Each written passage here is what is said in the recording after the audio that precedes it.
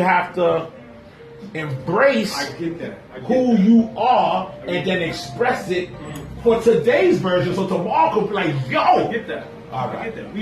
We too far removed from our spirituality. You know what I'm saying? To fully understand and grasp or how to Who's bring too far? that Who's too far? us on a whole. In order to Conscious as well. Conscious as well. Like you say, like, okay, we gotta bring it for, you know, say bring knowledge to today's world and apply it in today's world. Not the knowledge, no. Who we are, bro. Who we are. Who we are. Who we are and the knowledge. But you have, in order to apply it, we have to change our spiritual foundation. We have to reconnect to our ancestral, when it comes to our ancestral spiritual knowledge. You understand? So I can say, like take for instance, right? We were like, you know what I'm saying, we were the first ones to understand how agriculture works. You know what I'm saying? And they still use this technology to today, as far as mapping out the stars, knowing when to plant your crops, things of that nature. You know what I'm saying? It's all, agriculture is part of the universe, it's part of the planet. Okay. It's a study of it all, right? Okay, it sounds like you're about to make my point, but go ahead.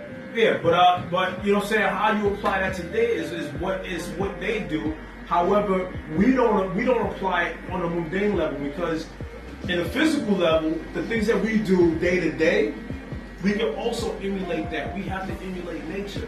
And that's how you apply to science, that's how you apply it to mathematics, et cetera, et cetera. So that's how you bridge that gap.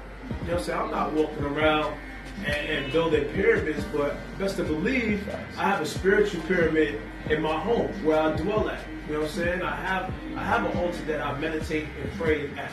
You know what I'm saying? Now these are things that we have to connect to spiritually in order to just to build and progress in today's land. You know what I'm saying? So that's what it's all about. I'm not sure about anybody that's like still stuck or still trying to be or emulate those times. That's crazy. You know what I'm saying? Because we have too many technological advances that took place between then and now for us to actually live like that. We have cars, we have cell phones, we have all these things.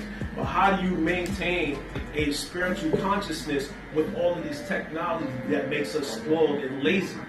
You understand? You just have to acknowledge it and understand what you're doing. But once you obtain that spirituality, then what do you do? Because to you me, build you and you build your seeds. Beautifully put. You know what I'm saying? I can't save the world, but I best believe I can save mine. You know what I'm saying? If everybody has that mentality. Once you do that around you, it spreads out. Now you become the light. Everybody's going to Yeah. see that light and want to emulate that light as such. Right. Boom. That was another point I was going to get to.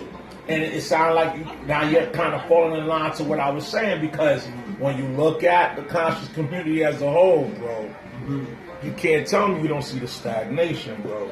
Of course. The stagnation is there. Because it's taking a turn, like just like how your boy, what's his name, that went online and did his rant, was cussing and carrying on.